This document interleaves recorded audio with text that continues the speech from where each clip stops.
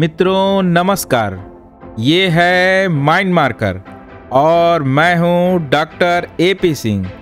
प्रस्तुत है भूगोल के 50,000 प्रश्नों की श्रृंखला का 8वां भाग, जिसमें हम लोग भारत के भूगोल के लगभग 100 प्रश्नों का अध्ययन करेंगे। तो चलिए शुरू करते हैं। 401वां प्रश्न है, हिमालय पर्वत निर्माण के संदर्भ में गोमती नदी एक ये जो है क्या है? तो ये गोमती नदी क्या है? अनुवर्ती सरिता है। अनुवर्ती सरिता है। ये जो है आप जानते हैं कि गोमती नदी जो है पीलीभीत जिले के जो है एक फुलहर झील है, वहाँ से जो है निकलती है। और तो हिमालय से तो कोई प्रश्न ही नहीं है। तो हिमालय ये मैदान से ही निकलती है, एक नदी है जो गंगा की सहायक नदी है।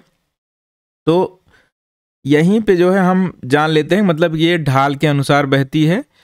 जो नदियां होती हैं उनका जो है क्या क्रम होता है, उसको इसके पहले वीडियो में बताया था। तो इसमें यहाँ पे थोड़ा संक्षेप में देख लेते हैं। यहीं पे जैसे जो रिवर होती हैं, जो प्रवाह प्रतिरूप होता है, एक कॉन्सिक्वेंट होता है या सीक्वेंट जो रिवर होती हैं, और एक इनसीक्वेंट होता है। इसे समझिए, एक सीक्वेंट रिवर होती है और एक इनसीक्वेंट रिवर होती है।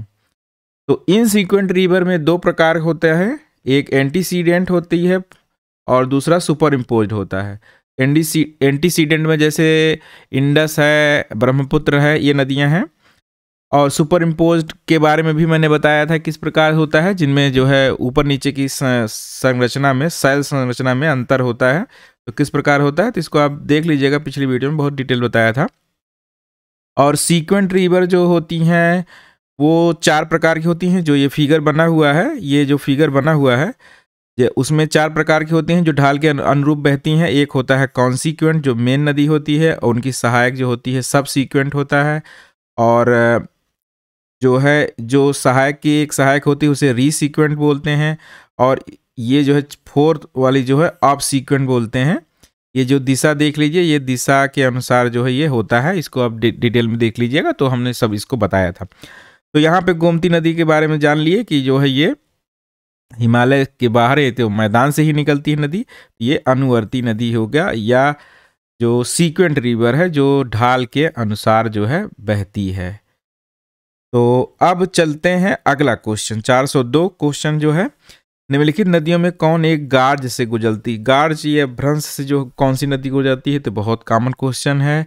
जो नर्मदा नदी है और ताप्ती नदी है, जो मेन नदियां हैं जो पश्चिम दिशा में प्रवाहित होती हैं अरब सागर में, और वो भ्रंश से बहती हैं। तो वही ये पूछ रहे हैं। तो इसका आंसर क्या हो जाएगा? ताप्ती।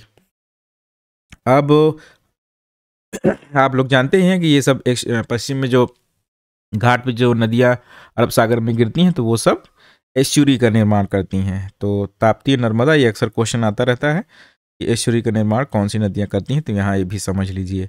अब 403 क्वेश्चन देखते हैं, कौन से पूर्वगामी नदी नहीं है? देखिए, अभी हमने इसके बारे में चर्चा किया, पूरा डिटेल में बताया कौन सा एंटीसीडेंट नदी जो है नहीं है। एंटीसीडेंट नदी जो है कौन कौन सी है? सिंधु है, सतलज है, ब्रह्मपुत्र है, यमुना नदी ये जो है एंटीसीडेंट नहीं है। यमुना, गंगा, ये सब एंटीसीडेंट नदी नहीं है। इसको फिर से मैं कह रहा हूँ, आप डिटेल में देख लीजिए। इसको मैंने बहुत अच्छे से बताया, यहाँ बार बार रिपीट करने कोई फायदा नहीं है। अब अगला क्वेश्चन भी उसी तरह पूछा जा रहा है कि हिमालय पार से निकली नदियाँ कौन सी हैं? तो वही जो है, जो ब्रह्मपुत्र है, सतलज है, सिंधु है। ये वाला ऑप्शन सी वाला सही हो जाएगा, वही पिछली व्याख्या। अब अगला क्वेश्चन है, कौन सी नदी डेल्टा नहीं बनाती? तो डेल्टा कौन सी नदी नहीं बनाती? अभी हमने बताया उसके पहले, ताप्ती, तापी नदी। अब अगला क्वेश्चन देखते हैं, 406। चलिए, हाँ, ये भी बहुत इंपॉर्टेंट क्वेश्चन। नदी जो भारत और नेपाल के मध्य सीमा बनाती है, तो वो कौन सी नदी है? वो काली नदी है। काली नदी, उसके बाद शारदा नदी भी इसको कहते हैं, काली गंगा भी इसको कहते हैं। ये जो है नदी घाघरा में आकर मिल जाती है, और घाघरा जो है छपरा के पास गंगा में आकर मिल जाती है। इसे चाहे मैप में भी एक बार देख लेते हैं, ये काली नदी सीमा कहाँ बनाती है, एक बार जो है देख लेते हैं तो थोड़ा सा याद रहने में जो है सही रहता है, याद होने में। ये देखिए यहाँ पे काली नदी है, ये बहती है, ये जो है ये भारत और नेपाल के मध्य जो है ये उत्तराखंड में सीमा बनाती है, ये काली नदी है, काली नदी। फिर ये जो है इसी को शारदा नदी कहते हैं, देखिए यहाँ लिखा है शारदा नदी।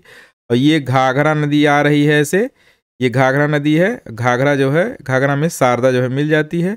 घाघरा को यहाँ फिर जो है सरयू नदी इसी को कहते हैं, घाघरा में राप्ती नदी भी मिलती है। फिर यहाँ छपरा के आसपास जो है ये गंगा में मिल जाती है यहाँ पे।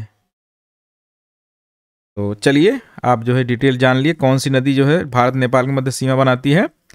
उत्तराखंड और भारत के मध्य जो उत्तराखंड और नेपाल के मध्य जो सीमा बनाती है तो काली नदी है। और अब जो है अगला देखते हैं, कावेरी नदी किन राज्यों से होकर के गुजरती है। तो कावेरी नदी जो है ये भी जो है आप लोग एटलस में देख लीजिए, ये जो है केरल, कर्नाटक और तमिलनाडु राज्य से होकर बहती है। कावेरी नदी जो है 800 किलोमीटर बहती हुई कर्नाटक और बंगाल की खाड़ी में गिरती है ब्रह्मगिरी से निकल करके। कावेरी नदी पश्चिमी घाट के ब्रह्मगिरी से निकल करके, ये भी याद कर लीजिए। अब अगला क्वेश्चन है, पश्चिमी घाट वास्तविक पर्वत नहीं है। पश्चिमी घाट वर्तमान रूप से उत्क्षेपित पठार का खड़ा पश्चिमी घाट वर्तमान खड़ा पश्चिमी कगार है। तो इसको भी मैंने बार बार बताया था कि ये सही बात है, ये कथन और कारण दोनों सही है और व्याख्या भी करेगा। और कि जो है बार बार मैंने बताया कि भारत जो है, जैसे भारत का जो है भारतीय प्लेट का यूरेशियन प्लेट में जो है जो धसाव हो रहा है, तो उसके संदर्भ में जो टक्कर हुई, तो भारत जो है जो ऐसे भारत है तो ये इस साइड में जो बंगाल की खाड़ी है इधर जो है झुका हुआ है और ये भाग जो है उठा हुआ है और इसका जो भाग है वो धंस गया है।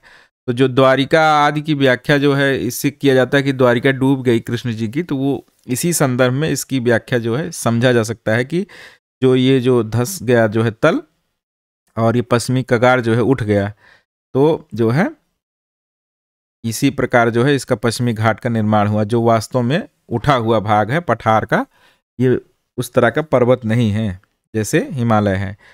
तो आप मैप में भी देखेंगे, जब समुद्री भाग देखेंगे तो कॉन्टिनेंटल शेल्फ इधर जो है बड़ा दिखाई देगा आपको। तो इसको जो है और डिटेल समुद्र विज्ञान पढ़ेंगे। चलिए फिर आगे क्वेश्चन पढ़ते हैं, नहीं तो फिर जो है बहुत ज़्यादा समझ जाता है। इसमें एक बार व्याख्या ही पढ़ लेते हैं जिसको नई जानकारी कुछ प्राप्त हो जाती है। पश्चिमी घाट वास्तविक पर्वत नहीं है, यह एक ब्लॉक पर्वत है जिसका निर्माण स्थल के एक खड्ड से अरब सागर में अवसंलन के कारण हुआ। इनका पश्चिमी ढाल तीव्र एवं खड़ा, पूर्वी ढाल मंद एवं सीढ़ीनुमा है। पश्चिमी घाट वर्तमान रूप में उत्क्षेपित पठार का खड़ा पश्चिमी घाट वर्तमान रूप में खड़ा पश्चिमी कगार है, अतः AR दोनों से है और एक की व्याख्या करते हैं। ठीक है, अब अगला क्वेश्चन देखें, निम्नलिखित में से किस भौमिकीय तंत्र को भारत के प्राचीनतम तंत्र के रूप में जाना जाता है। तो ये भी क्वेश्चन 409 क्वेश्चन है, तो उसके पहले ये क्वेश्चन आ चुका है। सबसे पुराना क्या है, आर्कियन है। आर्कियन समूह में जो है 2 हैं।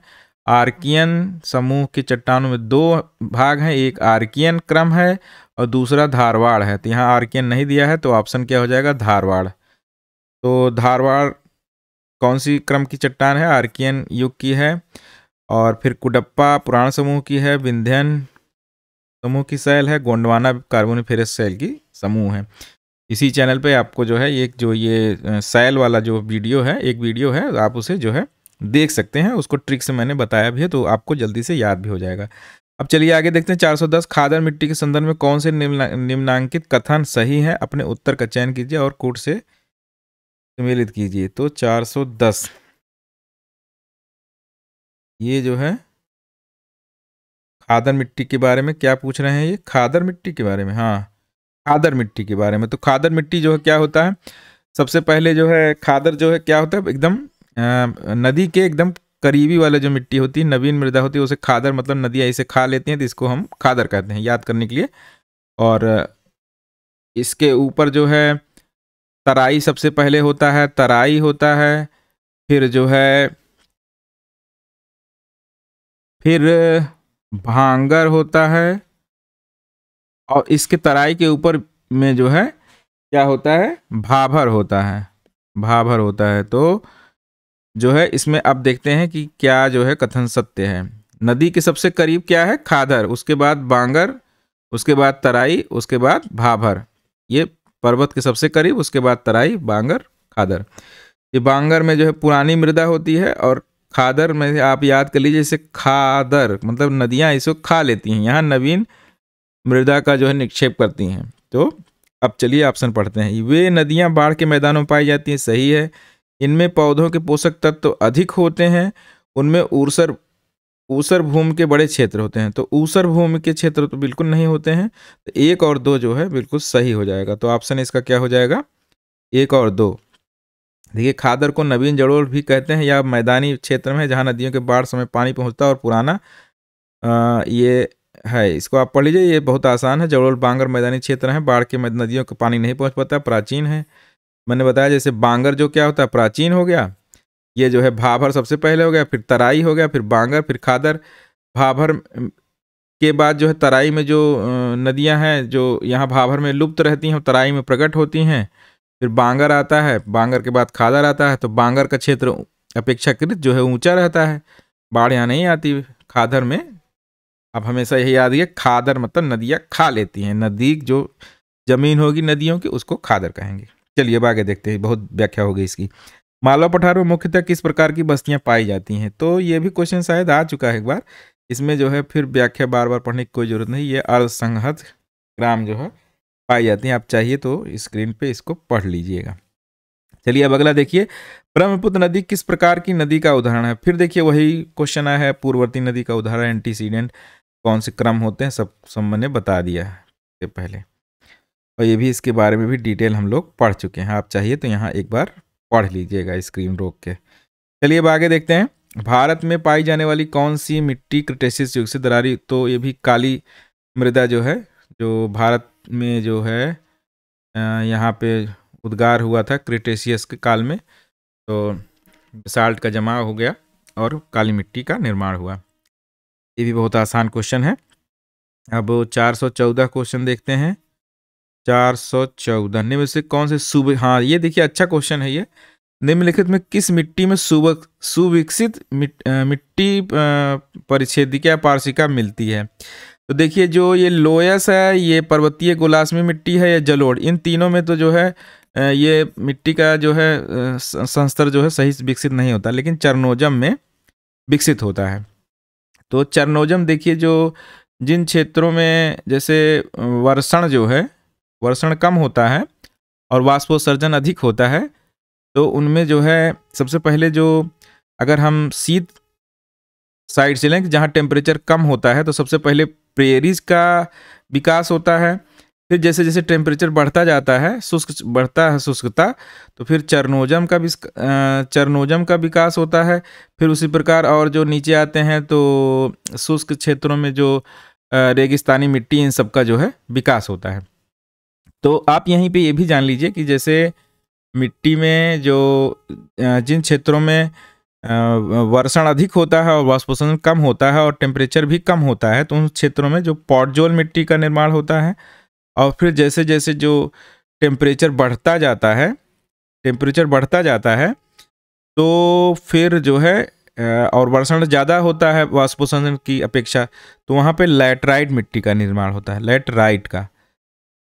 यही सेम चीज़ होता है, वर्षण जो है यहाँ ज़्यादा है और वाष्पोत्सर्जन, वर्षण जो है ज़्यादा है और वाष्पोत्सर्जन कम है पूरे यहाँ से वहाँ क्षेत्र में, लेकिन टेम्परेचर जो है, टेम्परेचर यहाँ बढ़ता जाता है और टेम्परेचर यहाँ कम होता है यहाँ पॉटजोल में। तो पॉटजोल में क्या होता है, जब वर्षण अधिक होता है और टेम्परेचर कम होता है, तो इसमें जो है सिलिका जो है ऊपर रह जाती है और एल्युमिनियम और ये सब तत्व जो है निचले संस्तर में चले जाते हैं। जबकि लैटराइट में क्या होता है, ये जब टेम्परेचर अधिक होता है तो सिलिका की मात्रा जो है नीचे चली जाती है, जबकि ऊपर क्या होता है, एल्युमिनियम और ये लोहा ये सब नीचे चले जाते हैं, सिलिका ऊपर रह जाती है। यहाँ सिलिका जो है नीचे चली जाती है। ये जो है संचय में बता रहे हैं, कभी इसको जो है डिटेल में मिट्टी का बनाएंगे क्योंकि सॉइल का। लेकिन अब ये जान लीजिए, जैसे इस तरह क्वेश्चन आता है तो आप कैसे हल करेंगे। तो जैसे ये पर्वतीय मिट्टी या लोयस, ये जलोढ़, ये सब, इन सब में जो है परिच्छेदिका पूरी तरह विकसित नहीं होती है। जैसे जो संस्तर होता है A0, ये सब, ये पूरा ये सब आप लोग बुक में पढ़िएगा, और इसमें फिर इसका ऑप्शन क्या हो जाएगा, चरनोजम हो जाएगा। यहाँ पे प्रेरी हो जाता, तो प्रेरी भी ऑप्शन जो है सही होता। चलिए अब आगे देखते हैं अगला क्वेश्चन। भारत के दक्षिणी पठार पर सर्वोच्च बिंदु अवस्थित है।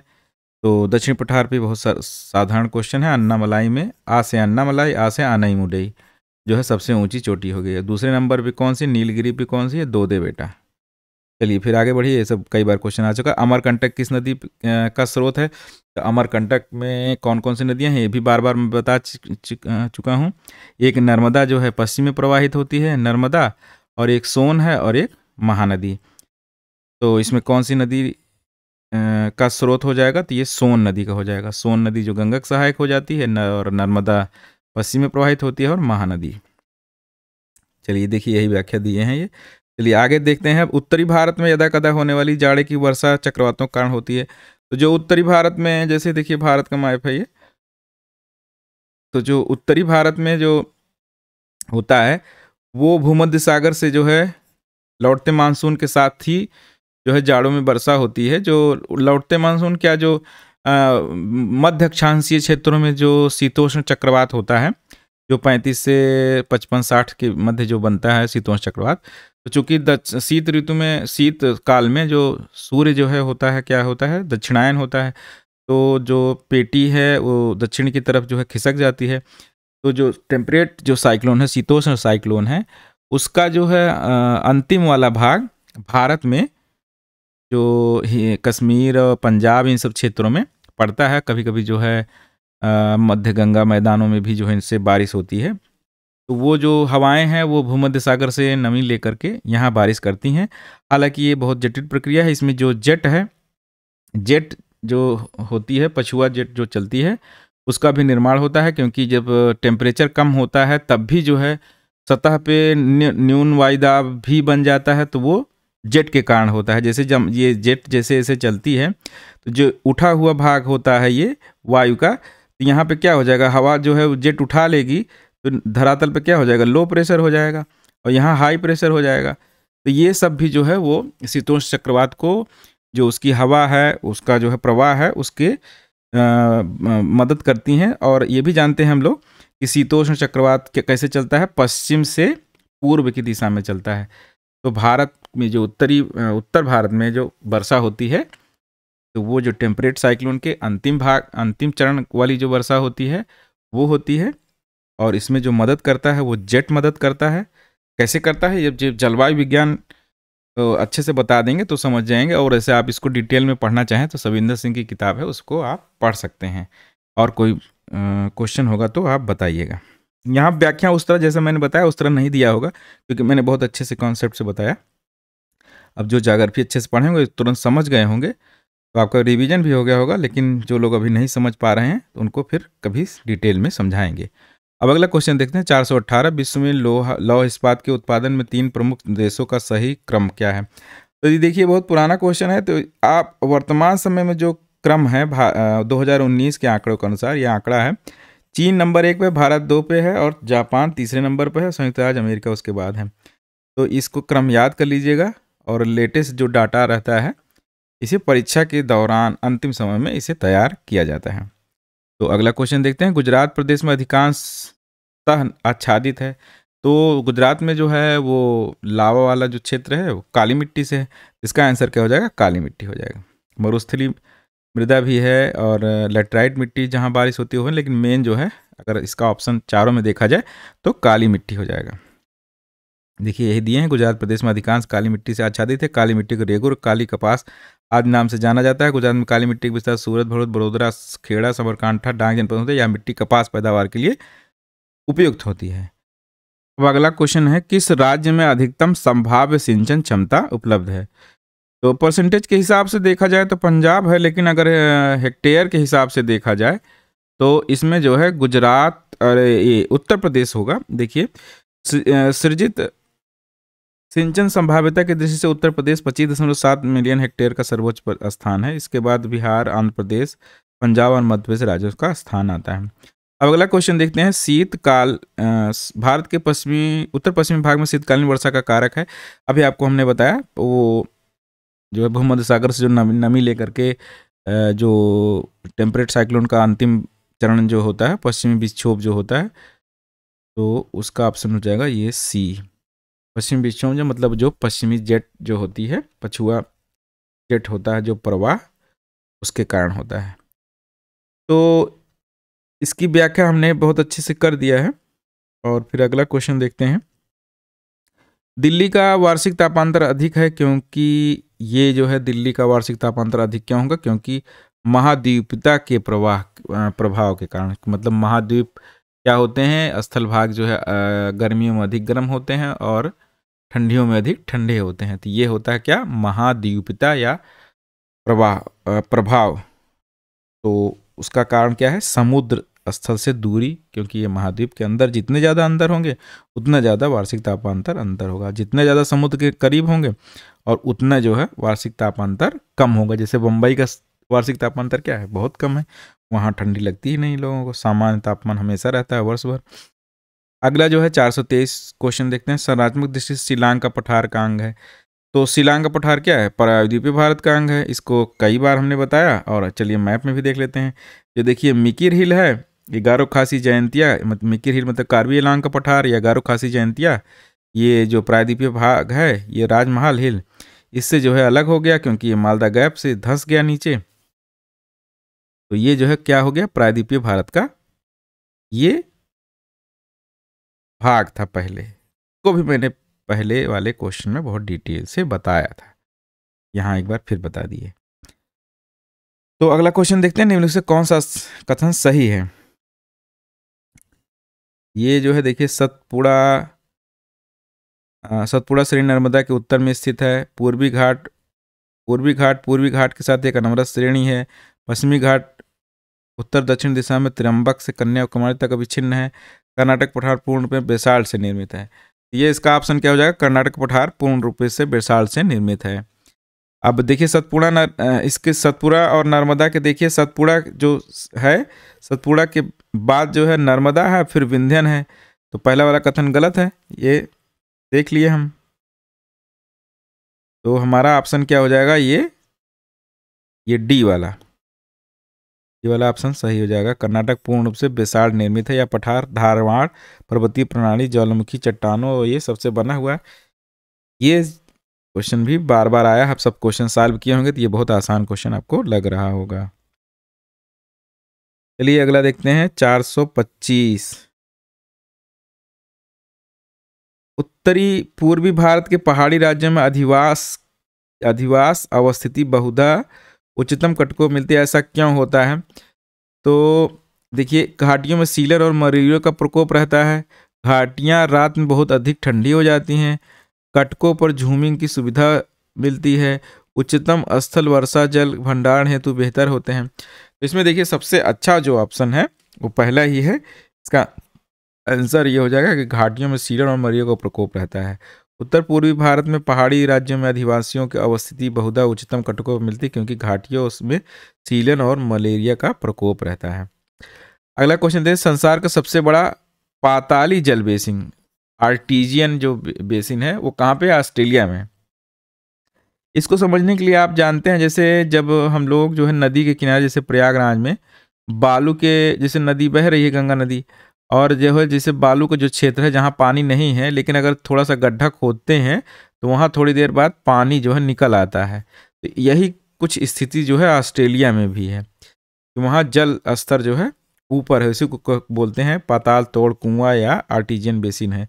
इनका विस्तार क्वींसलैंड, न्यू साउथ वेल्स और दक्षिणी ऑस्ट्रेलिया में लगभग इतना वर्ग मील में पाया जाता है। तो आप ये क्वेश्चन जान लीजिए, ये भी इंपॉर्टेंट क्वेश्चन है। आर्थिक दोहन उपयोग की दृष्टि से सर्वाधिक उपयुक्त है। देखिए आर्थिक दोहन की दृष्टि से वन वही जो है अच्छा होगा जो एक प्रकार का होगा, क्योंकि अगर जैसे मान लीजिए अलग अलग, जैसे मानसूनी में कई प्रकार के वन पाए जाते हैं तो इसका जो है दोहन करने में असुविधा होती है। लेकिन अगर एक ही वन रहेगा उसका दोहन करना जो है आसान रहेगा, एक ही प्रकार के वृक्ष। तो इसमें कौन सा होता है? टैगा। आर्थिक दृष्टि से सर्वाधिक उपयुक्त वन टैगा है। इसे बोरियल वन या हिम वन के रूप में भी संदर्भित किया जाता है। टुंडा प्रदेश के दक्षिणी भाग, नॉर्वे, स्वीडन, फिनलैंड, रूस टैगा वन पाए जाते हैं। इसके प्रमुख वृक्ष चीड़, स्प्रूस, सिल्वर, फर और बर्च और बतूल हैं। तो ये क्वेश्चन जो है याद कर लीजिएगा, जो प्रमुख वृक्ष हैं कौन कौन से हैं। तो अमरकंटक से कौन सी नदियां नहीं निकलती, फिर वही सब क्वेश्चन है। देखिए 3 नदियां निकलती हैं, सोन, महानदी और नर्मदा। तो कौन सी नहीं निकलेगी? गोदावरी। अब अगला क्वेश्चन देखते हैं, कौन सा युग सुमेलित, निम्नलिखित में से कौन सा युग्म सुमेलित है? तो लैटोसॉल।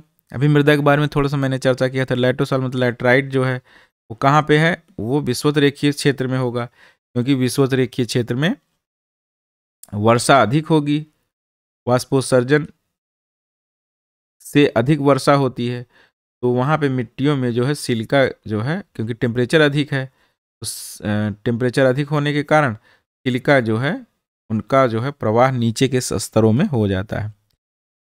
तो लेटोस और लेटराइट का इस प्रकार की मिट्टी विशुद्ध रेखीय जलवायु में पाई जाए। पेटजोल और टैगा प्रदेश में जलोढ़ मिट्टी और मैदानी भाग में पाई जाने वाली मिट्टी है। ये सब डिटेल है, आपको हमने बता भी दिया, आप एक बार और अच्छे से पढ़ लीजिए इसे। 430वां क्वेश्चन, बारामूला दर्रा। ये भी क्वेश्चन आ चुका है। बारामूला दर्रा कहाँ है? पीर पंजाल श्रेणी में अवस्थित है। इसी पीर पंजाल और बरहिया 2 जगह हैं। बरहिया दर्रे से होकर जम्मू कश्मीर का मार्ग जाता है। बारामूला दर्रा कहाँ पे है? पीर पंजाल। पीर पंजाल और धौलाधर श्रेणी कौन से हिमालय में आती है? लघु हिमालय में आती है। ये शिप्रा नदी जो है किसकी सहायक नदी है? किसकी है? चंबल की है। इसे मैप में देख लेते हैं। देखिए ये जो है चंबल है और ये जो है शिप्रा नदी यहीं कहीं होगी। इसमें मैप में नहीं दिया है, आप लोग जो है बड़े वाले मैप पे देख लीजिएगा। ये जो है ये वाली होगी काली सिंध के जो है बगल में। ये काली सिंध के बगल वाली नदी जो है होगी ये होगी उज्जैन से जो है होकर जाती है, ये वाली। मैप में, बड़े वाले मैप में देख लीजिएगा।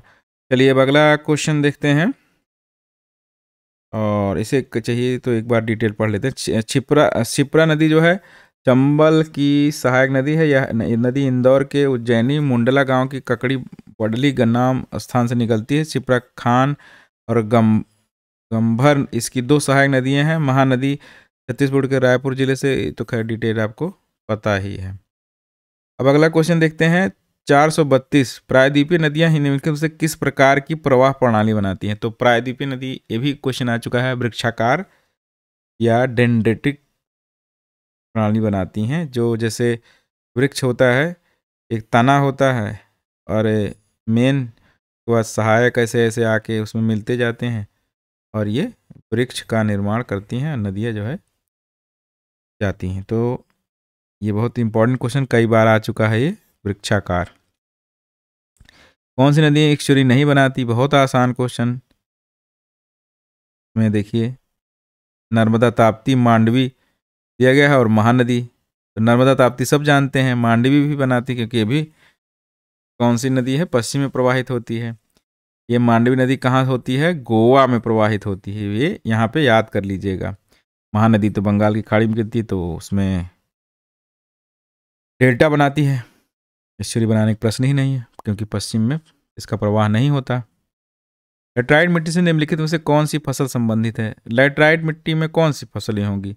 जहाँ जो है पानी की अधिक आवश्यकता होती है, वहाँ पे कौन सी होता है? बागानी होता है। तो बागानी फसलें होंगी, क्योंकि चावल, कपास और गेहूँ ये तो होगा नहीं, तो बागानी इसमें ऑप्शन सबसे ज़्यादा सही है। लेटराइट मिट्टी में उच्च ताप और स्थानों पे क्या होता है? उच्च ताप होता है, उच्च वर्षा होता है, इसलिए इसका विस्तार विषुवत रेखीय क्षेत्रों में सबसे ज़्यादा पाया जाता है। तो विषुवत रेखीय क्षेत्रों में कौन सी कृषि की जाती है? बागानी कृषि, जैसे रबड़, ये सब चीज़ जो है बागानी कृषि के अंतर्गत आता है। तो तमिलनाडु में वर्षा होने का कारण क्या है? तो तमिलनाडु में क्या होता है कि जो लौटता हुआ मानसून है, जो हवाएं जो है, जैसे ये देखिए भारत है, ये भारत है, ये मान लीजिए तमिलनाडु का तट है, तो जो मानसून जो है लौटता है, उसके बाद जो है इस तट से टकराता है, तो ये कौन सी दिशा हो जाएगी? उत्तर और पूर्व। कौन सा हो जाएगा? उत्तर और ईस्ट,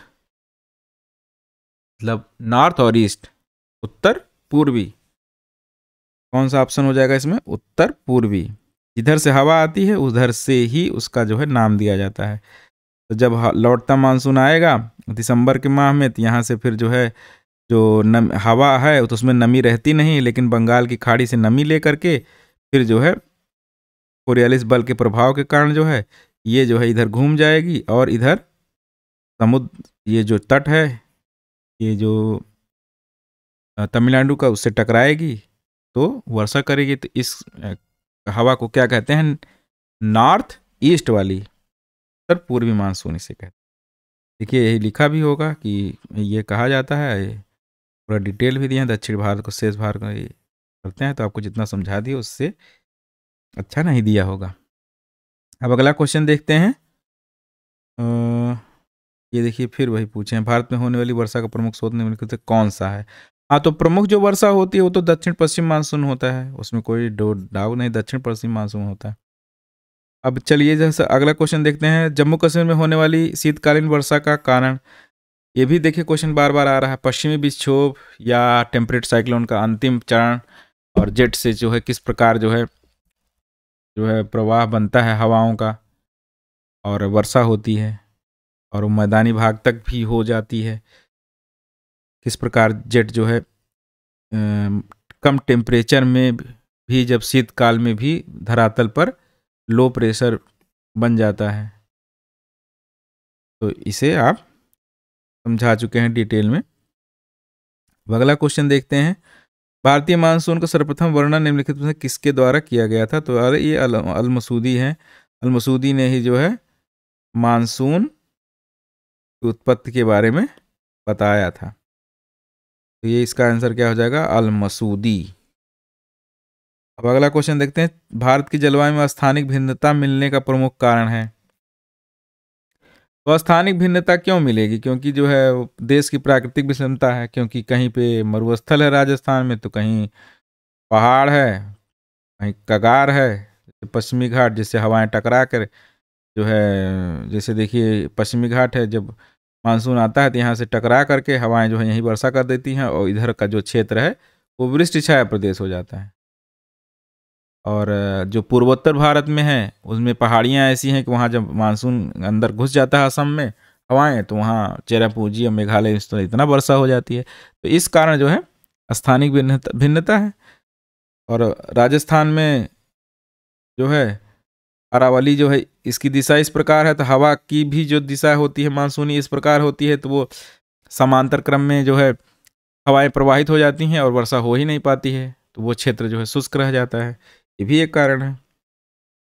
तो इसका सबसे सटीक क्या हो जाएगा ऑप्शन? देश की प्राकृतिक विषमता। भारत का कौन सा क्षेत्र धान का कटोरा कहलाता है? तो धान का कटोरा कौन सा? कृष्णा और गोदावरी का डेल्टा जो क्षेत्र है वो जो है धान का कटोरा कहा जाता है।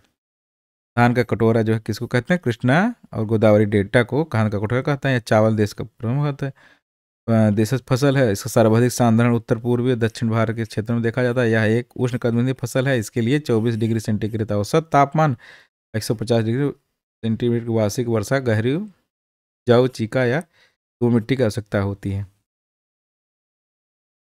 तो अब अगला क्वेश्चन देखते हैं, निम्नलिखित में कौन सी नदी भ्रंश घाटी से होकर प्रवाहित होती है? बहुत आसान क्वेश्चन, फिर वही बार बार क्वेश्चन आ रहा है, ताप्ती। इनमें से कौन से दो नदियों के डेल्टा क्षेत्र में ज्वारीय वन पाए जाते हैं? किन दो नदियों के डेल्टा क्षेत्र में? अच्छा, डेल्टा के ज्वारीय वन पूछ रहे हैं। तो ज्वारीय वन कृष्णा गोदावरी ये तो पाया जाता है, ये जो है सबसे सटीक ऑप्शन होगा। और इसमें कौन कौन से वन पाए जाते हैं? जैसे ये फसल जो है वनस्पतियाँ जो है कौन कौन सी होती है? एक मैंग्रोव होता है, सुंदरी होता है, और कैजुरीना होता है, केवड़ा, वेंदी, ये सब कभी कभी पूछा जा सकता है। सुंदरी जो है वृक्ष होता है तो सुंदरवन में पाया जाता है, सुंदरवन डेल्टा में। ज्वारीय वन है, ज्वारीय वन क्या क्या काम करते हैं? मिट्टी कटाव और चक्रवात से तटों की सुरक्षा करते हैं। ज्वारीय वनों को कक्ष वनस्पति, अनूप वन भी, वेलांचली वन या मैंग्रोव वन भी कहा जाता है, ये भी जान लीजिए। प्रायद्वीपीय भारत में जल विद्युत के अधिक विकास का कारण है। प्रायद्वीपीय भारत में जल विद्युत के अधिक विकास का कारण है कि वहाँ पे अधिक बाढ़ आती है, तो उस बाढ़ को कम करने के लिए जो है वो बनाए गए हैं, बांध बनाए गए हैं, और जो है जल विद्युत उत्पादन क्षमता को बढ़ाया गया। और वो नदियाँ सतत वाहिनी तो है नहीं, तो वर्षा को जल आपूर्ति के लिए भी बांध बनाए गए हैं। इसमें ऑप्शन जो सबसे ज़्यादा सटीक होगा वो होगा अधिक बाढ़ आना। हालांकि उसके लिए भी ये सही होगा। कुछ ऑप्शन जो है जैसे कोयले की कमी है, ये तो गलत ऑप्शन है। उद्योगों के लिए ऊर्जा की कम आवश्यकता, ये तो बिल्कुल गलत है। इसमें सबसे सटीक ऑप्शन क्या होगा? अधिक बाढ़ का आना। दक्षिण भारत में वर्षा अधिक होने तथा धरातली चट्टानी पठारी होने के कारण बाढ़ अधिक आती है तथा क्योंकि जो है पठार है तो वो जो है अंदर जो है जल जो है अंदर नहीं जा पाता है, जैसे मैदानी क्षेत्र में होता है। तो जब थोड़ी सी बारिश होगी तो जो है बाढ़ आ जाती है। और जो है वर्षा जो है हमेशा होती नहीं है, क्योंकि पहाड़ इतने ऊंचे हैं नहीं कि बहुत ज़्यादा हिम हो। तो वर्षा के काल में ही तो उसको वर्षा जल को जो है संरक्षित रखा जाता है प्राचीन काल से ही। तो जल विद्युत उत्पादन क्षमता, जल प्रपातों की संख्या अधिक होने से जल विद्युत उत्पादन क्षमता अधिक मात्रा में किया जाता है। वहाँ की नदियाँ सतत वाहिनी है नहीं, फिर भी वर्ष भर आवश्यक जल आपूर्ति बनाए रखने के लिए बांधों का निर्माण किया गया है। उद्योगों के लिए ऊर्जा एक प्रथम आवश्यकता है तथा कोयले की कमी है, परंतु इस कारण से जल विद्युत का विकास किया गया है ऐसा नहीं है, क्योंकि उत्तर भारत में कोयले की अधिकता के बावजूद जल विद्युत उत्पादित की जाती है। ठीक है, ये ऑप्शन जो है सबसे ज़्यादा सटीक ऑप्शन क्या हो जाएगा? यही हो जाएगा। अब देखते हैं अगला, भारतीय मानसून को प्रभावित नहीं करता है। कौन सा इसमें भारतीय मानसून को प्रभावित नहीं करता? तो अल नीनो करता है, जेट स्ट्रीम, अभी मैंने बताया जेट स्ट्रीम कैसे पछुआ जेट स्ट्रीम क्या करता है, कैसे चलता है, और तिब्बत का पठार का प्रभावित करता ही। गल्फ स्ट्रीम जो है, गल्फ स्ट्रीम से कोई मतलब ही नहीं है। गल्फ स्ट्रीम कहाँ बहती है? तो अमेरिका जो है, उत्तरी अमेरिका के तट पे बहती है, तो उससे कोई मतलब ही नहीं है। तो इसका ऑप्शन हो जाएगा डी। भारत के दक्कन प्रायद्वीपीय पठार किस प्रकार अभाव पाया जाता है? तो दक्कन पठार पे कौन सा अभाव पाया जाएगा? इसमें ऑप्शन शायद गलत, या सूर्य चंद्रमा से क्या मतलब है? सूर्य चंद्रमा क्यों दिए हैं ऑप्शन? तो लगता है गलत छप गया है। यहाँ जो है सूर्य चंद्रमा की जगह कोई और ऑप्शन मतलब वो होना चाहिए था, मिट्टी।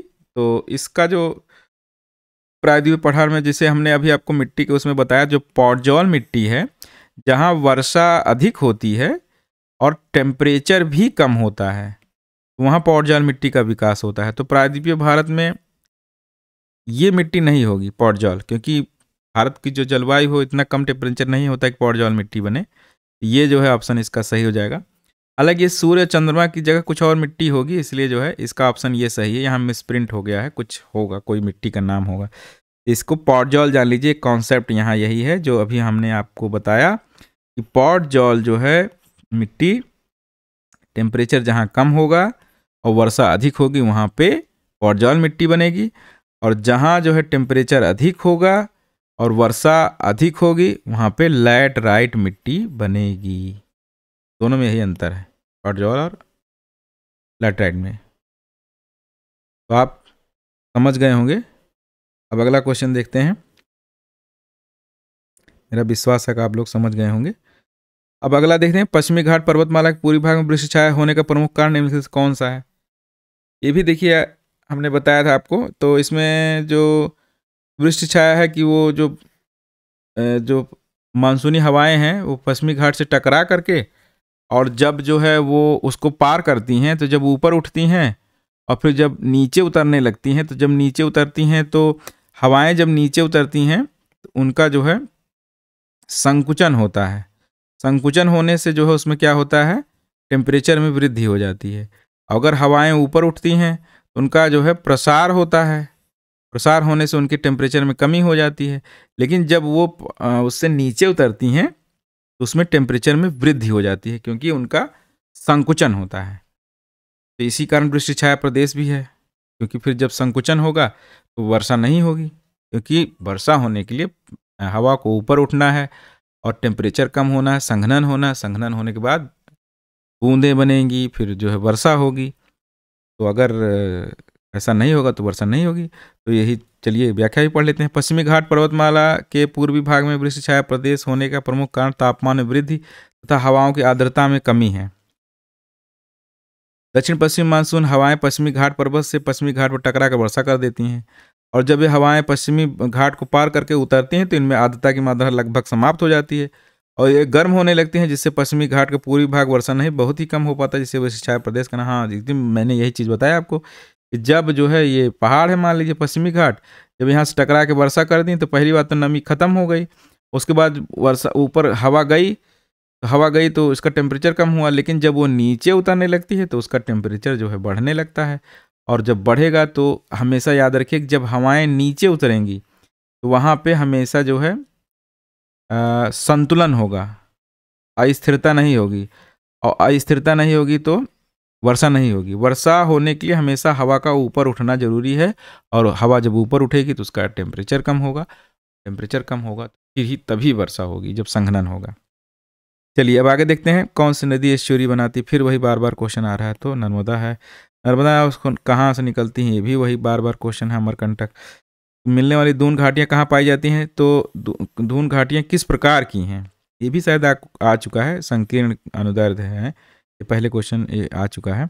काली और तीस्ता नदियों के बीच में कौन सा हिमालयी भाग पड़ता है, तो हिमालयी भाग में भी आप जानते हैं कि सिंधु से जो है और सतलज तक जो है, और उसके बाद जो है सतलज से काली तक जो है कौन सा पड़ता है, सिंधु से सतलज तक जो है क्या होता है, पंजाब, या पंजाब हिमालय कहते हैं, या जम्मू कश्मीर वाला हिमालय। उसके बाद सतलज से कालीन के मध्य जो है क्या बोलते हैं, कुमायूं हिमालय, और काली से तीस्ता के मध्य नेपाल हिमालय, तीस्ता से ब्रह्मपुत्र के मध्य असम हिमालय है। ये भी क्वेश्चन बार बार आ रहा है। तो सबसे लंबा कौन सा है, नेपाल हिमालय है। एक क्वेश्चन में पूछ रहे हैं काली और तीस्ता, तो क्या हो जाएगा आंसर, नेपाल। सबसे लंबाई में चारों हिमालय में सबसे ज़्यादा नेपाल की लंबाई है, नेपाल हिमालय की। अब देखिए दक्षिण पश्चिम मानसून हवाओं के पहुंचने के आधार पर सही क्रम कौन सा है, तो सबसे पहले कहाँ पहुंचेगा, त्रिवेंद्रम में पहुंचेगा, फिर नागपुर में, फिर अहमदाबाद में, फिर कलकत्ता में।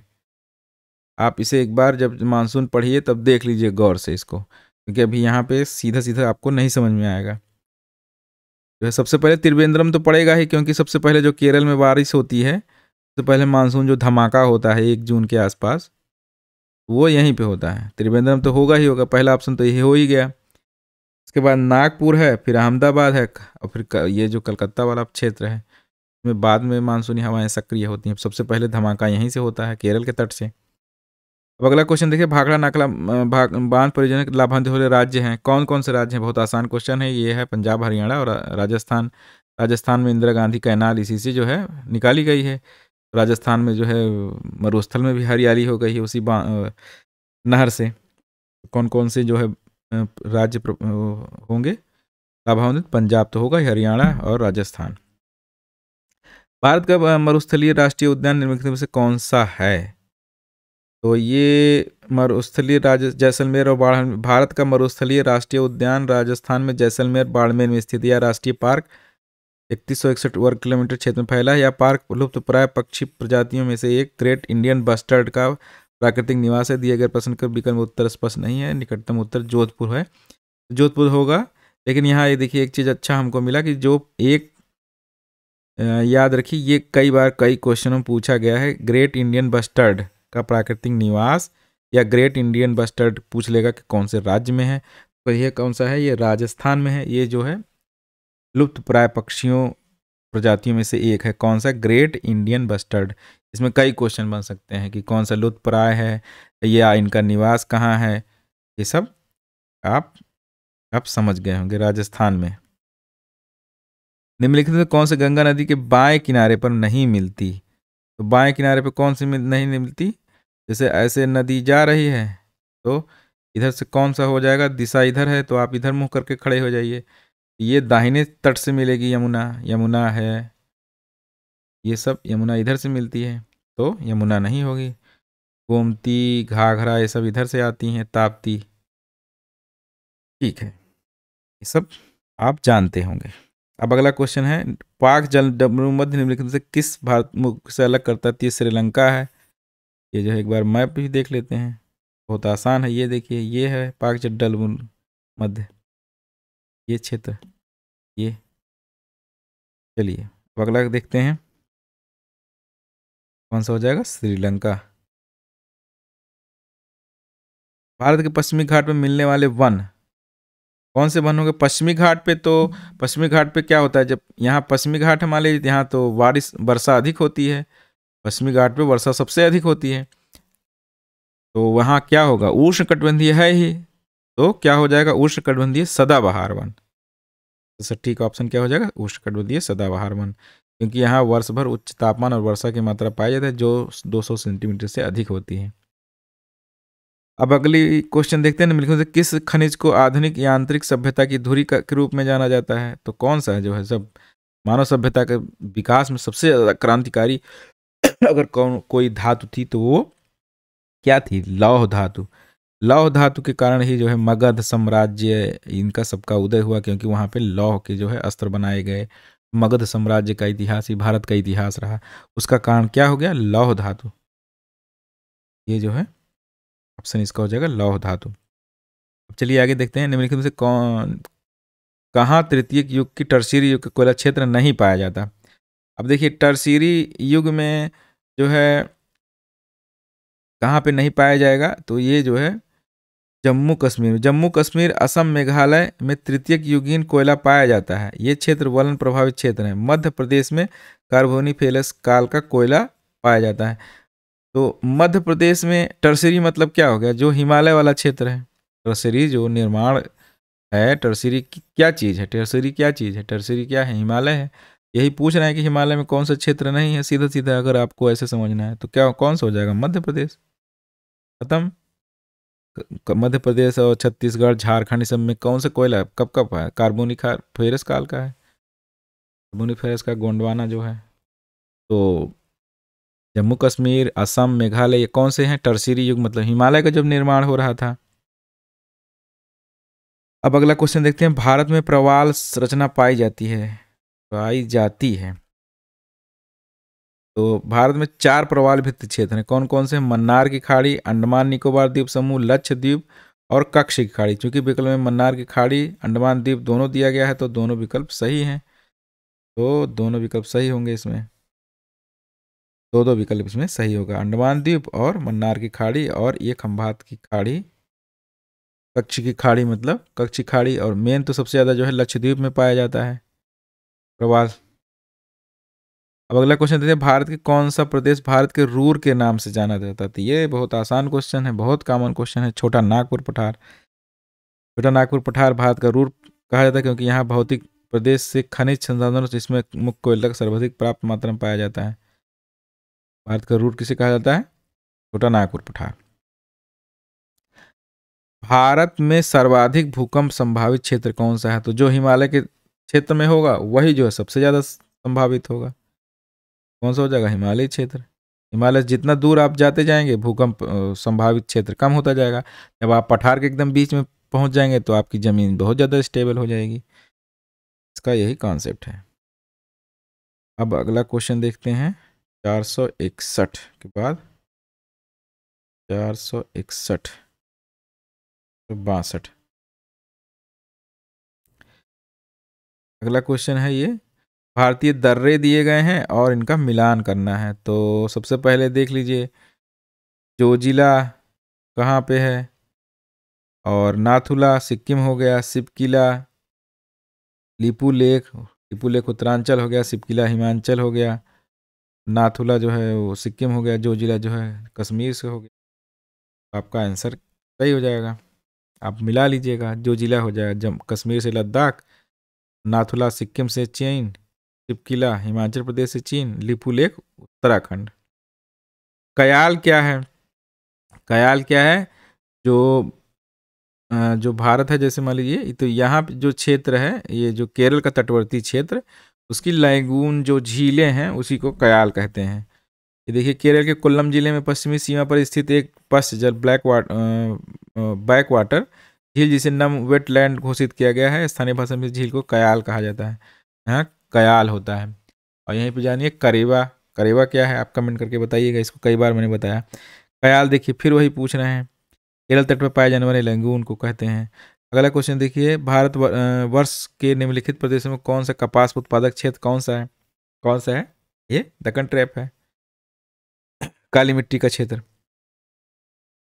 तो अगला क्वेश्चन देखते हैं अब, दक्कन ट्रैप में कपास का मुख्य क्षेत्र है क्योंकि यहाँ कपास के लिए काली मिट्टी या लावा मिट्टी का उपयुक्त जलवायु विद्यमान है। भारत की सुप्रसिद्ध पूर्वगामी नदी, पूर्वगामी फिर वही बार बार एंटीसीडेंट के बारे में पूछ रहे हैं, कौन सी हो जाएगी, सिंधु, ब्रह्मपुत्र और अरुण। तो कौन कौन सी नदियाँ हो जाती हैं जैसे निकलने वाली? यमुना, गंगा, काली, गंडक, कोसी, तीस्ता। हिमालय की उत्पत्ति के पूर्व तिब्बत के मानसरोवर झील के पास निकलने वाली नदियाँ कौन सी हैं? सिंधु, सतलज, ब्रह्मपुत्र।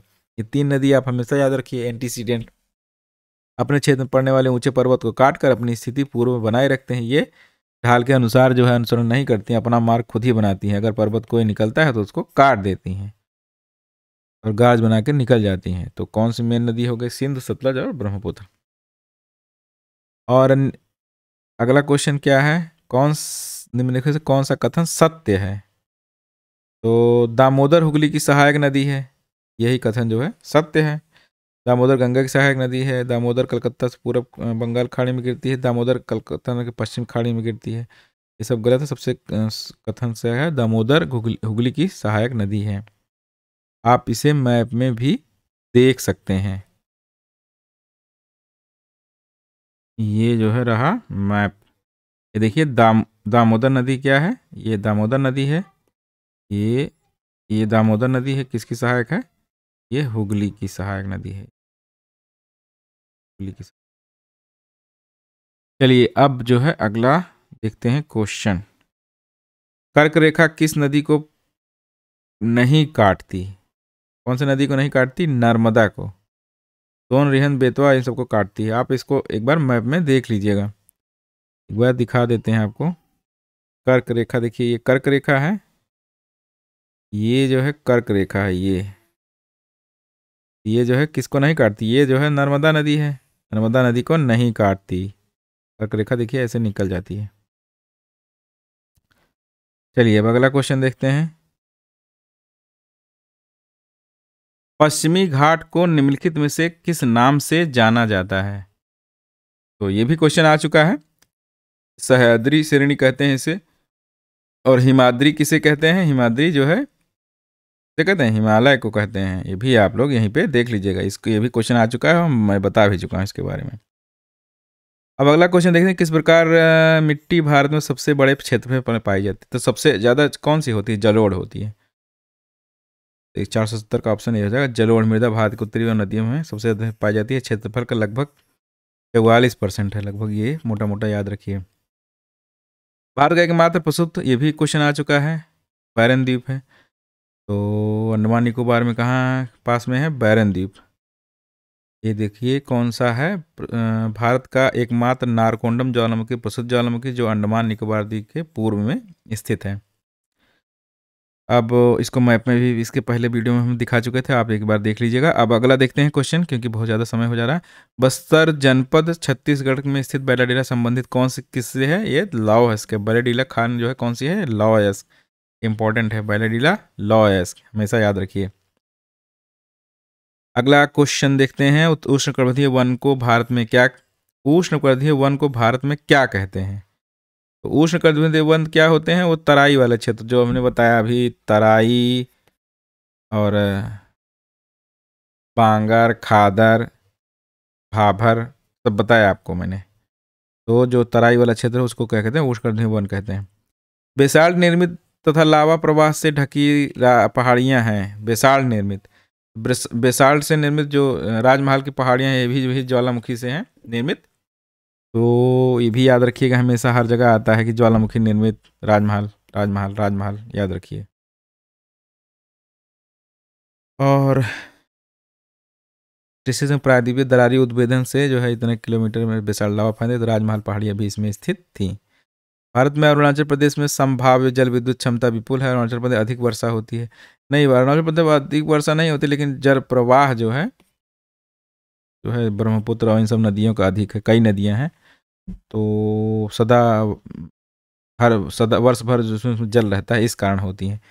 तो आर जो है इसका गलत होगा, तो इसका ऑप्शन हो जाएगा सी, 475 का सी। हाँ, अरुणाचल प्रदेश में इतनी अधिक वर्षा नहीं होती है कि जल विद्युत उत्पादन के, बस प्रदेश में ब्रह्मपुत्र जैसी विशाल नदी, विशाल जल विद्युत उत्पादन संभावना है। भारत में सबसे अधिक वर्षा मेघालय के होती, लेकिन केवल ब्रह्मपुत्र नहीं है, वहाँ कई नदियाँ छोटी छोटी हैं जो संभावित जो है पूरे अरुणाचल ही नहीं, पूर्वी उत्तर भारत में कई जो है स्टेट हैं जो भारी मात्रा में जल विद्युत उत्पादन क्षमता वहाँ की जा सकती है, और उससे बाढ़ जो आती है असम में उन सब क्षेत्रों का भी उससे जो है बचाव हो सकता है। तो अगला क्वेश्चन देखते हैं, पूर्वी घाट पहाड़ियों में सर्वाधिक ऊंचाई मिलती है। पूर्वी घाट में, तो पूर्वी घाट में सबसे अधिक जो है, ये क्वेश्चन जो है देखिए है ये जो है पूर्वी घाट पहाड़ियों में सर्वाधिक ऊंचाई विशाखापत्तनम तटवर्ती भाग में पाई जाती है। पूर्वी घाट की सबसे ऊंची चोटी जिंदागढ़ 1690 मीटर है, जबकि दूसरी जो है विशाखापत्तनम 1680 मीटर है। ये भी आप फैक्ट याद रखिए। मैकाल पहाड़ियाँ वस्तुतः हैं, मैकाल क्या है, ये भी जो है जैसे ब्लैक पर्वत का उदाहरण है। मैकाल फ्रांस का, फ्रांस पर्वत कहते हैं इसको। ये भी क्वेश्चन आ चुका है। इसमें मैकाल में कौन सी जो है सर्वोच्च शिखर है, अमरकंटक। अमरकंटक से कौन सी 3 नदियाँ निकलती हैं, अभी हम लोगों ने बार बार पढ़ा इसको, नर्मदा, सोन और महानदी। भारत का निम्न से कौन सा क्षेत्र सूखा है, कौन सा है, ये रायलसीमा है जो वृक्ष छाया प्रदेश पड़ता है पश्चिमी घाट के बाद। रायलसीमा आंध्र प्रदेश का तटीय प्राचीनतम आवधिक पठार है, अर्ध शुष्क क्षेत्र होने के कारण सूखा कारण अकाल ग्रस्त क्षेत्र है। यहाँ गोलाकार शीर्ष अपर्दित चट्टाने मिलते हैं जिसे तोर कहते हैं, वर्तमान में नक्सल हेतु प्रसिद्ध है। और पश्चिमी घाट के जो है पूर्व में जो क्षेत्र है, और वो उसको जो है वृक्ष छाया प्रदेश क्यों कहते हैं, इसको भी अभी हमने समझा था इसके पहले। गारो खासी जयंती पहाड़ी फैली हैं, कहाँ पे फैली हैं, मेघालय में। गारो खासी जयंतिया और मिकिल या कार्बी अलांग का पठार प्रायद्वीपीय भारत का भाग है, ये भी आप सीखे। और अब देखते हैं अगला क्वेश्चन, हिमालय की धौलाधर श्रेणी फैली है। धौलाधर श्रेणी कहाँ, हिमाचल प्रदेश में है। ये भी कई बार बात हो चुकी इसमें, एक बार व्याख्या पढ़ लेते हैं, कुछ फैक्ट भी मिल जाता है। हिमाचल प्रदेश में स्थित नवीन युवा वलित पर्वत हिमाचल प्रदेश के प्रमुख पर्यटन नगर है। यहाँ चंबा, धर्मशाला, डलहौजी, कुल्लू आदि नगर पाए जाते हैं। रावी, ब्यास तथा सतलुज नदी ने इसे काट दिया है। गर्म पानी का झरना मणिकर्ण इसी में स्थित है। वलित पर्वत धौलाधर, धौलाधर कौन सी है, हिमालय की लघु हिमालय का भाग है। लघु हिमालय में कौन से हैं, पीर पंजाल और धौलाधर, तो याद रखिए। 481 कौन से, गंगा का न्यूनतम बहाव किस अवधि में होता है। तो गंगा का न्यूनतम बहाव जो है, जो गर्मी से पहले का जो होता है वही होगा जनवरी से जून तक। उसके बाद बारिश होती है, उसके बाद जो है बहाव बढ़ता है। निम्नलिखित में किस नदी का प्रवाह बंगाल की खाड़ी में नहीं होता है। बंगाल की खाड़ी में कौन सी नदी नहीं होती है, शत्रुंजी नदी नहीं होती।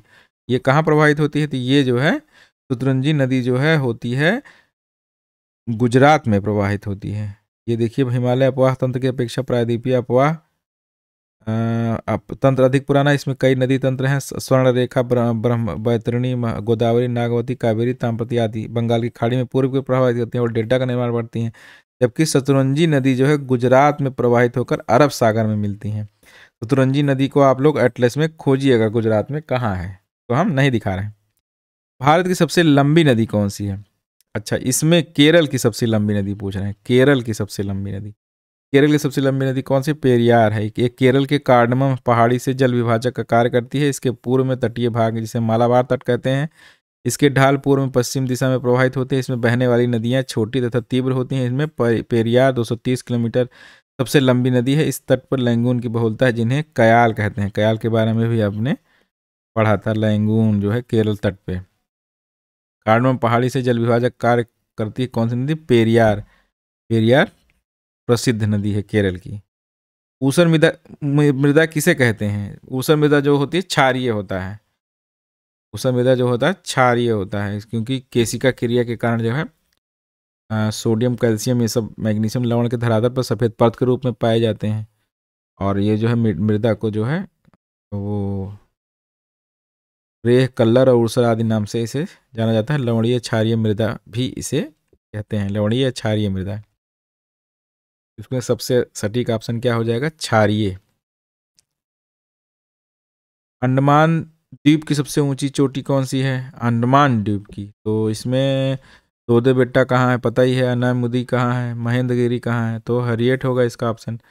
और सैडल पीक जो है बोलते हैं जो सबसे ऊंची चोटी है। बंगाल की खाड़ी में द्वीपों में अंडमान निकोबार द्वीप समूह स्थित है। इन द्वीपों में सर्वाधिक ऊंची चोटी सैडल पीक है। इसकी ऊंचाई 732 मीटर है। अंडमान और निकोबार की राजधानी पोर्ट ब्लेयर या पहाड़ी द्वीप है। अब अगला क्वेश्चन देखते हैं। इंदिरा गांधी नहर निकाली गई है कहाँ से, जो है हरिके बैराज से। भी बहुत साधारण क्वेश्चन है। अब अगला क्वेश्चन देखते हैं 487। भारत की सर्वाधिक उपजाऊ मृदा है। तो जलोढ़ ही मृदा सबसे ज़्यादा उपजाऊ है, क्योंकि ये हिमालय पर पहाड़ी हिमालय से जो है निकली हुई नदियों के निक्षेप से जो है बने हुए हैं, जो उपजाऊ हैं। इसमें जो है देखिए जलोढ़ मृदा में सबसे अधिक जो है ये क्षेत्र विस्तृत है। छतलन नदी पूर्व ब्रह्मपुत्र नदी घाटी में विस्तृत है। जलोढ़ मिट्टी में पोटास, फास्फोरस, अम्ल, चूना और जैव पदार्थ की प्रचुरता पाई जाती है। बहुत ही उपजाऊ मिट्टी, इसलिए चावल और गेहूं के कटोरे के रूप में भी इसे जाना जाता है। भारत का कौन सा भू आकृतिक विभाग प्राचीनतम है? प्रायद्वीपीय भाग, समुद्र तटीय भाग, उत्तर का पर्वतीय भाग, उत्तर का मैदान। तो देखिए इसमें बहुत आसान क्वेश्चन है। प्रायद्वीपीय भारत तो गोंडवाना लैंड और सब जो था, जब जब भारत था ही नहीं, जब सब एक साथ मिले हुए थे सारे, अंगारा लैंड और ये सब, तो प्रायद्वीप भारत पहले था। फिर जो है यूरेशियन प्लेट और भारतीय प्लेट की टक्कर हुई, तो जो टीथीस भूसन्नति से उससे जो है पर्वत का निर्माण हुआ। पहले ट्रांस हिमालय बना, फिर जो है हिमालय बना, फिर लघु हिमालय बना, शिवालिक बना, उसके बाद फिर जो है मैदान बना। सबसे पुराना कौन सा हो जाएगा इसमें? प्रायद्वीपीय भाग। अब जो है देखते हैं निम्न में कौन सा कथन असत्य है? गंगा के डेल्टाई भाग में सघन सुंदर वन पाए जाते हैं, सही है। यहाँ सुंदरी वन को बहुलता, ये भी सही है। इस वन के वृक्षों की लकड़ी कठोर एवं टिकाऊ होती है, ये भी सही है। वृक्षों की लकड़ी मुलायम कमजोर होती है। अब देखिए यही दोनों ऑप्शन एक दूसरे के विरोधी हैं, तो आंसर क्या होगा? इसी दोनों में से होगा। ये जो लकड़ी होती है कठोर और टिकाऊ होती है, क्योंकि उष्णकटिबंधीय वन के हैं लकड़ियाँ, तो ये कठोर होती हैं और ये मुलायम नहीं होती, तो ये गलत हो जाएगा। अब अगला देखिए 490। ये भी देखिए क्वेश्चन बार बार आ चुका है। आर्कियन कौन सी है? में आर्कियन समूह में दो सेल तंत्र हैं। एक आर्कियन समूह में आर्कियन समूह जो होता है, समूह में दो तंत्र हैं। एक है आर्कियन और दूसरा है धारवाड़। इसका हो जाएगा आर्कियन का धारवाड़। और जो है देखते हैं इसमें आर्कियन का धारवाड़ हो गया, और पुराण का जो हो जाएगा विंध्यन हो जाएगा, और द्रविड़ियन जो है आर्डोविशियन, आर्यन गोंडवाना। देखिए शैल तंत्र वाला एक वीडियो इस चैनल पे है, उसको आप देख लीजिएगा तो और अच्छे से आपको ट्रिक से याद हो जाएगा। ये बार बार ये क्वेश्चन आ रहा है। ये जो है फिर देखिए अगला क्वेश्चन क्या है? भारत में धारवाड़ क्रम की शैलों के संबंध में निम्नलिखित कथनों में से अध्ययन कीजिए और नीचे दिए गए कूट का चयन कीजिए। धारवाड़ क्रम की शैलें अवसादी एवं आग्नेय शैलों से अत्यधिक रूपांतरण से बनी हैं। अच्छा, तो धारवाड़ शैल की अवसादी आग्नेय शैलों से बनी है, बिल्कुल सही है, क्योंकि आर्कियन शैल जो सबसे क्रम पहला था, उसी के अपरदन और अवसाद के कारण जो है परतदार जो है प्रथम परतदार चट्टान जो है कह सकते हैं धारवाड़ को। तो पहला सही हो गया। और इस क्रम की शैलों में कोयला विशाल, तो कोयला बिल्कुल नहीं पाया जाता, कि वस्तु में तो वनस्पति थी ही नहीं, तो कोयला कहाँ से पाया जाएगा।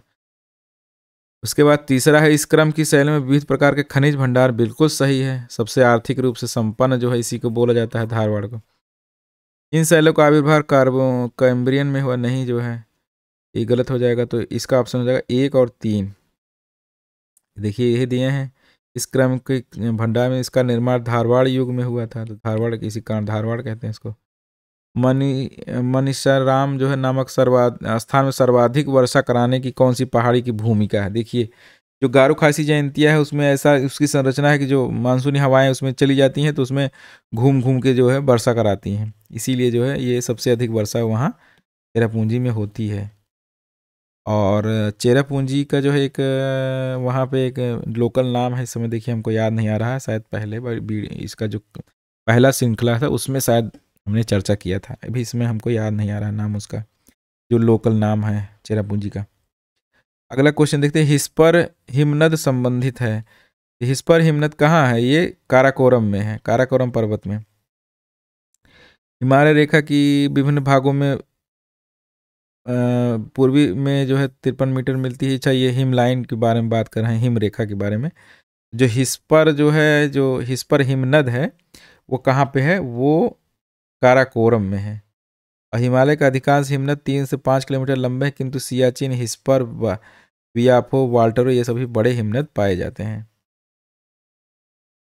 सोवोक गोला दर्रा, तो वो गोला दर्रा कहाँ पे है, तीस्ता नदी द्वारा निर्मित होता है। ये किसी पहाड़ी में अनुप्रस्थ संकरित द्रोणी निचला भाग है होकर स्थल मार्ग से गुजरा, दर्रा की संगीन अभी किया गया है। कहाँ पे है, सीवोक गोला दर्रा, तीस्ता नदी द्वारा। सीवोक गोला दर्रा ये याद कर लीजिए, सीवोक गोला दर्रा कहाँ है, तीस्ता नदी द्वारा। जोजिला जो है लेह और श्रीनगर को, पुर्जिल जो है गिलगित को जोड़ता है श्रीनगर को, ये भी आप जान लीजिए। शैलों की तालचेर जो है श्रृंखला जो है संबंधित है।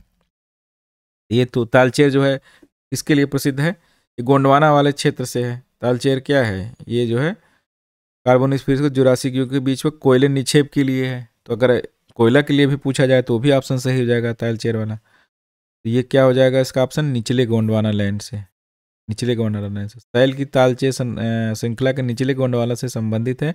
गोंडवाना चट्टानों का निर्माण कार्बोनिफेरस के युग से जुरासिक युग में हुआ था।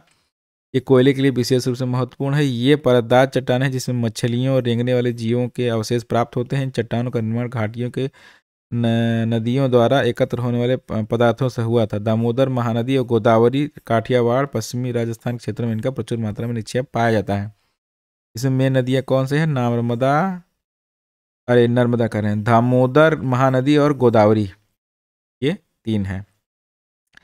अगला क्वेश्चन देखते हैं, निम्नलिखित में से कौन से युग सुमेरित नहीं है। तो ये क्या पूछ रहे हैं कि कौन सा जो है सुमेरित नहीं है। तो पीर पंजाल देखिए, पीर पंजाल कहाँ है, ये देखिए मैप में पीर पंजाल जो है, पीर पंजाल रेंज ये है। और शिमला जो है ये देखिए, ये यहाँ कहीं होगा, तो यही सुमेलित नहीं होगा, ये हिमाचल प्रदेश ये है। तो का ऑप्शन जो है बहुत सरल हो गया, का ऑप्शन हो जाएगा पीर पंजाल शिमला। और ये जो है पालनी वाला है सही है, माउंट आबू अरावली सही है, ऊट कमंड ये है नीलगिरी है, ये भी सही है। ये अच्छा क्वेश्चन है, एक बार इसको आप मैप में देख लीजिएगा। अब जल्दी से 500 क्वेश्चन पूरा करते हैं। नहर द्वारा सिंचाई भारत के कुल सिंचित क्षेत्र के मात्र 40% भाग में होती है। प्रायद्वीपीय भारत में नहरों द्वारा सिंचाई क्षेत्र के विकास की संभावना सीमित है। नहर द्वारा सिंचाई भारत के कुल सिंचित क्षेत्र के मात्र 40% भाग पे होती है, ये शायद फैक्ट गलत है। और प्रायद्वीपीय भारत में नहर द्वारा सिंचाई क्षेत्र के विकास में संभावना सीमित है। हाँ, क्योंकि नहर बनाना कठिन है वहाँ पे, क्योंकि प्रायद्वीपीय भारत में जो चट्टानें हैं कठोर हैं, नहरें इतना आसानी से नहीं बनाई जा सकती हैं। तो आर सही है, ए गलत है। चलिए व्याख्या पढ़ लेते हैं। भारत के नहर सिंचाई का दूसरा सबसे महत्वपूर्ण कारण है, जिसे 32% भाग क्षेत्र पर सिंचाई की जाती है। भारत में विश्व का सबसे बड़ा नहर तंत्र है। इसकी लंबाई 1 लाख से अधिक है। नहरें 2 प्रकार की होती हैं। अपलावन नहरें जो नदी से सीधे बिना किसी बांध और बराज के निकाली जाती है, जिसमें केवल बरसात के अतिरिक्त जल प्रवाहित होता था, ये केवल वर्षा ऋतु में सक्रिय रहती हैं। नित्यवाहिनी नहर है जिससे 12मासी बराज या बांध द्वारा निकाला जाता है। इसका ऑप्शन क्या हो जाएगा, ये जो है आर सब सही है और ए गलत है। ये 40% ना होकर के कितना परसेंट है, ये है 32%। और अब देखते हैं, निम्नलिखित नदी समूह में किस समूह का स्रोत बृहद हिमालय के मानसरोवर झील के पास है। तो देखिए बृहद वही तीनों नदियां जो एंटीसीडेंट है, बार बार मैं बता रहा हूँ, सिंधु, सतलज और ब्रह्मपुत्र लगभग एक ही स्थान से निकलती हैं। इसे जो है मैप में भी देख लीजिए, ये देखिए सिंधु है, ये सतलज है, यहीं से सब निकल रही है, और ये ब्रह्मपुत्र है, यहीं से सब निकल रही है, यहीं से घाघरा भी निकल रही है। इस क्षेत्र से सब नदियां निकलती हैं।